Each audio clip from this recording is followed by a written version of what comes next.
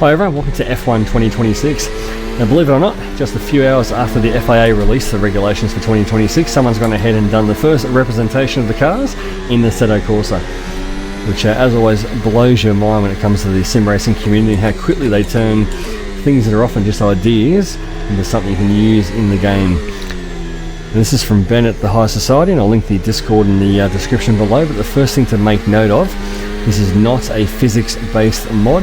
It's purely a visual representation of the cars and how they look. It borrows things. I think the sounds come from RB19, and I'm sure some of the underfloor physics and how it drives have been borrowed from something else. So it's more just representing how they will look visually, because there are quite a few changes.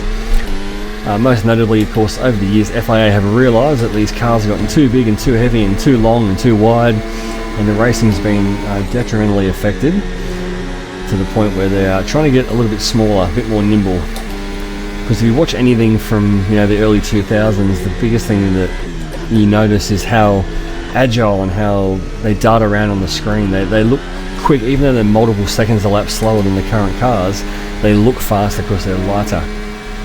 So these cars are taking a step in the right direction. They've had 30 kilograms of weight taken out of them. They are shorter and narrower, so they're shorter by about 20 centimeters and narrower by about 10 centimeters. The tyres are also slightly narrower, both on front and rear, so overall the footprint of the car should be a lot less than they are now. They're roughly a little bit bigger than the cars in 2008, so we're heading in the right direction. They only do these things in small steps. You can't reinvent the wheel overnight, unfortunately.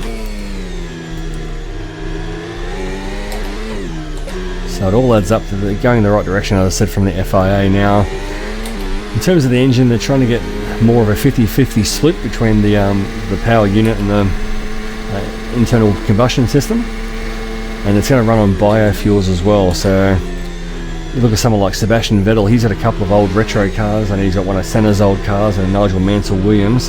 He runs those cars on biofuels, which I think eventually they're going to have to go that way, because the cars will never get back to those smaller sizes with these current hybrid systems. The batteries and the hybrid system take up just far too much size. They're a big bulky component, which is why the cars have blown out so much the last couple of years.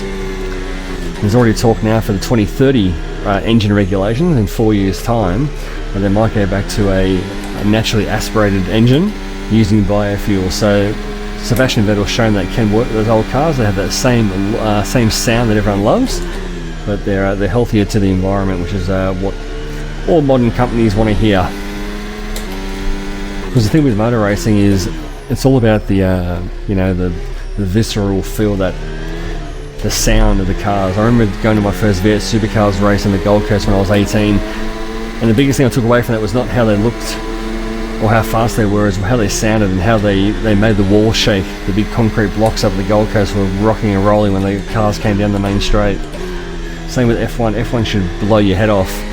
At the moment, these cars sound like a mildly loud Hoover vacuum.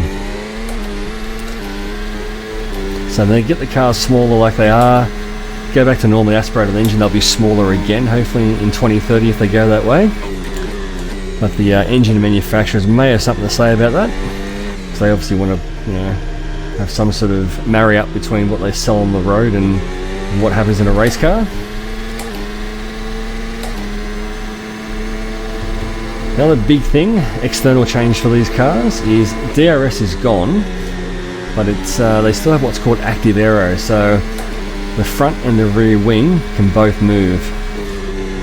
In this car, you still activate that by pressing the DRS button, which we can do on the Wellington Straight when we get there. And hopefully on the external camera you'll see that open up, so both the front and rear wing elements will now be able to move. So it's still a DRS system, I suppose. They're just going to call it something different. Now it's called active aero, which sounds like a bit of a marketing buzzword. And in addition to all that, the electrical motors will output twice as much energy output as they do now. It's 8 point something kilojoules they'll put out now.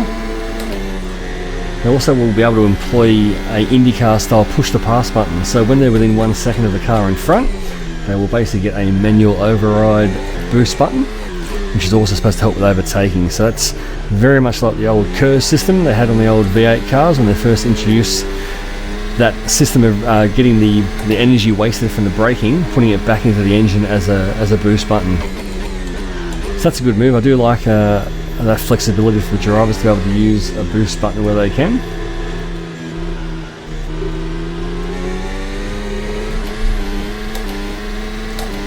So that's pretty much the biggest changes in terms of how they look and the different systems on the car. So it's basically, the summary is they're lighter, they're narrower, they're shorter.